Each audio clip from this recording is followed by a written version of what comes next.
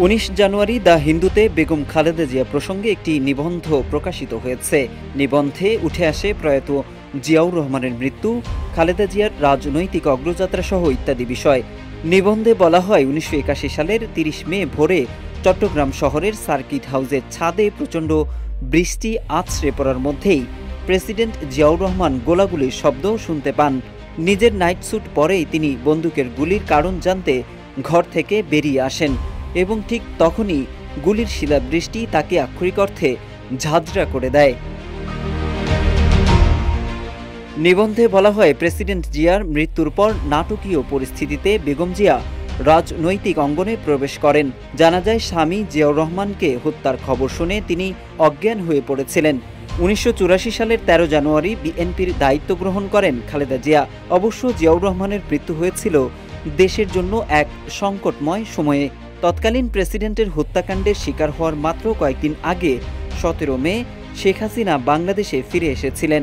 কেউ না বুঝলেও আমরা আপনার প্রয়োজন বুঝি, আর তাই তো অত্যাধুনিক ফিচার সম্বলিত বিভিন্ন সাইজ আর কালারের 250-টিরও বেশি ডিজাইন অপশন নিয়ে ওয়ালটন স্মার্ট ফ্রিজ বোঝে আপনার প্রয়োজন।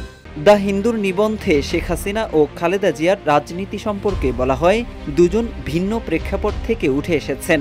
খালেদা জিয়া ছিলেন পাকিস্তানি সামরিক বাহিনীর একজন বাঙালি অফিসারের স্ত্রী এবং বিপরীতে শেখ হাসিনা একজন রাজনৈতিক নেতার কন্যা। কিন্তু 1984 সালে রাষ্ট্রপতি এরশাদের বিরোধিতাকারী দুটি রাজনৈতিক জোটের নেতা হিসেবে আবির্ভূত হন তারা দুজন। 1986 সালে এরশাদ জালিয়াতিপূর্ণ নির্বাচন করেন। অবশেষে 1990 সালে তারা দুজনে এরশাদকে ক্ষমতা থেকে সরিয়ে দিতে সক্ষম হন। এরশাদের পতনের পর 1991 সালের নির্বাচনে বিএনপি জয়লাভ করে এবং বেগম জিয়া হন বাংলাদেশের প্রথম নারী প্রধানমন্ত্রী।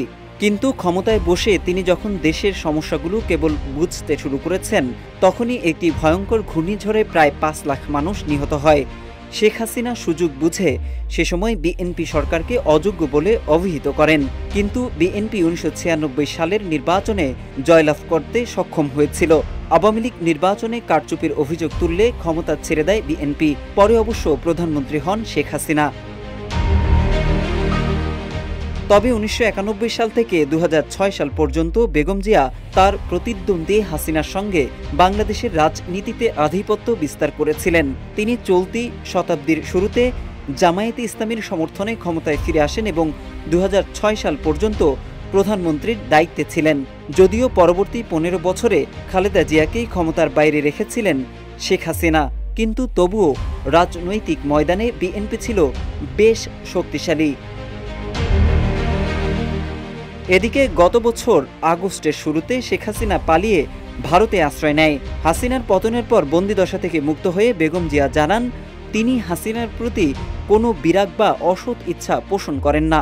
হাসিনা সরকার 2021 সালে খালেদা জিয়ার জটিল অস্ত্রোপচারের জন্য যুক্তরাষ্ট্রের জনস হপকিন্স হাসপাতালের ডাক্তারদের ঢাকায় আসতে বাধা দেয়নি, কিন্তু বারবার আবেদন সত্ত্বেও উন্নত চিকিৎসার জন্য তাকে বিদেশে যেতে দেয়নি হাসিনা।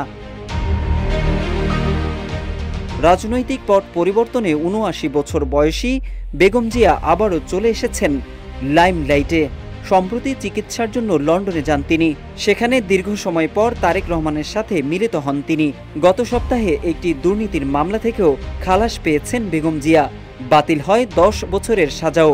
বাংলাদেশের ভগ্ন দশাপূর্ণ রাজনীতিতে বহু ঝড়ঝণ্ডা মোকাবিলা করেই টিকে আছেন খালেদা জিয়া।